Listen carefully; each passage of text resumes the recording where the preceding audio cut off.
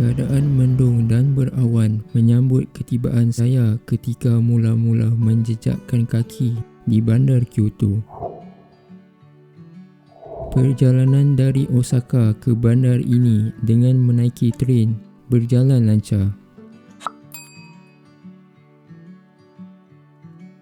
Kyoto sememangnya terhubung dengan wilayah-wilayah lain di Jepun menerusi lingkaran jaluran keretapi utama.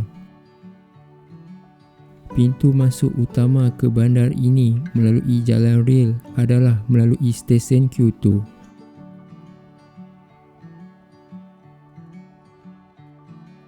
Dengan populasi seramai 1.4 juta orang, bandar yang terletak di wilayah Kansai ini mula dibuka seawal tahun 794 dan menjadi pusat kebudayaan yang utama bagi negara Jepun.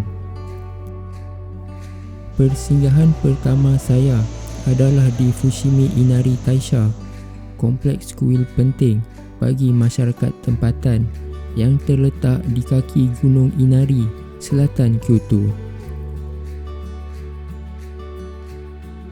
Struktur pertama kuil ini dibina seawal tahun 711 sebelum diubah lokasinya ke kedudukan sekarang pada tahun 816. Di lokasi inilah terletaknya ribuan pintu gerbang tori yang berwarna kemerahan tersusun sepanjang laluan 4 km pendakian ke puncak. Setiap pintu gerbang tori ini mewakili sumbangan dari institusi perniagaan di Jepun kepada Inari yang merupakan figura kepercayaan bagi penganut agama Shinto. Saya menelusuri sepanjang laluan ke puncak dalam keadaan permukaan laluan yang licin. Hujan lebat secara tiba-tiba berselang dengan sinaran matahari menjadikan suasana di sini begitu surreal. Keadaan cuaca bertukar baik setibanya di puncak, memperlihatkan lanskap bandaraya Kyoto yang dikelilingi alam semula jadi.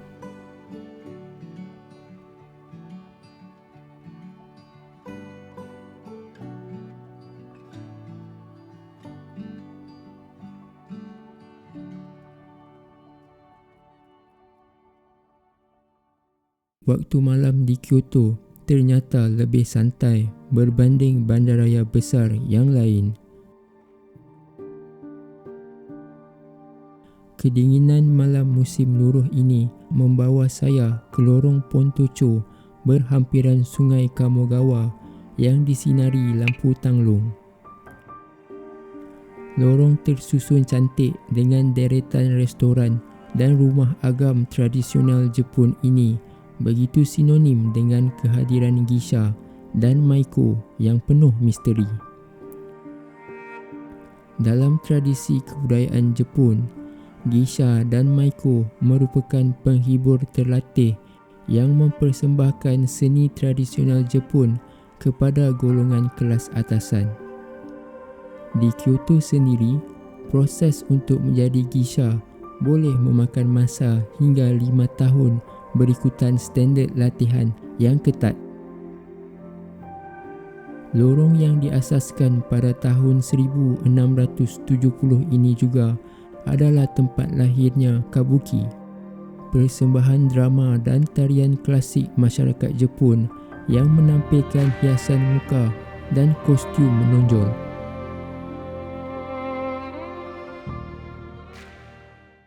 Rancangan perjalanan saya pada hari ini tertumpu di bahagian barat pinggir bandar Kyoto. Cuaca hujan sepanjang hari menjadi halangan terbesar untuk tiba di daerah Arashiyama yang terkenal dengan lanskap alam semula jadi. Kawasan yang berlatar belakangkan Gunung Arashi ini sememangnya menjadi tumpuan sejak era pemerintahan Heian sekitar tahun 794 hingga 1185. Suasana petang yang sejuk dan berkabus menjadikan pemandangan di jambatan Togetsukyo antara kenangan menarik bagi saya sepanjang berada di Jepun.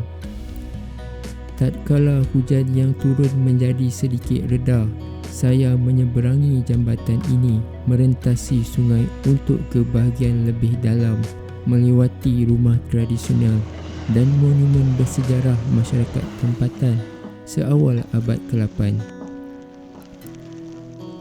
Tidak jauh dari sini, terdapat kawasan hutan pohon buluh Arashiyama yang terkenal. Lokasi ini sentiasa dikunjungi setiap hari, terutama pelancong dari luar termasuk Malaysia. Pengunjung boleh berjalan menikmati pemandangan rimbunan hutan buluh dari spesies moso melalui beberapa jaringan lorong yang disediakan. Sebelum perlahan beransur meninggalkan daerah Arashiyama, saya sempat meluangkan masa di tepian sungai untuk memerhatikan suasana senja daerah yang menawan ini.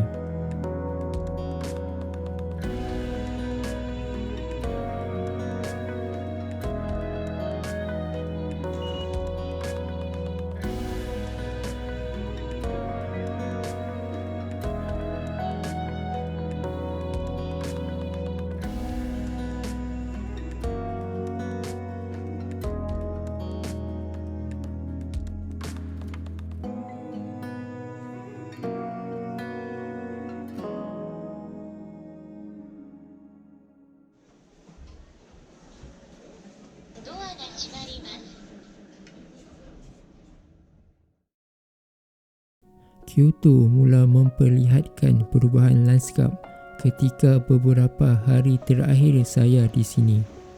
Langit yang dahulunya mendung kini cerah kebiruan disinari cahaya matahari. Daun-daun pokok di bandaraya ini bertukar kekuningan menandakan tibanya fasa akhir musim luruh.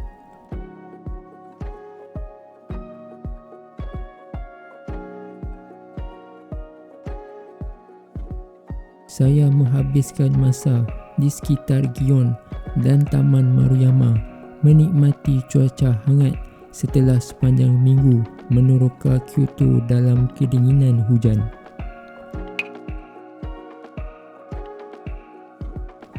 Peluang ini saya ambil untuk melihat suasana harian di tengah-tengah bandaraya Kyoto dengan lebih dekat.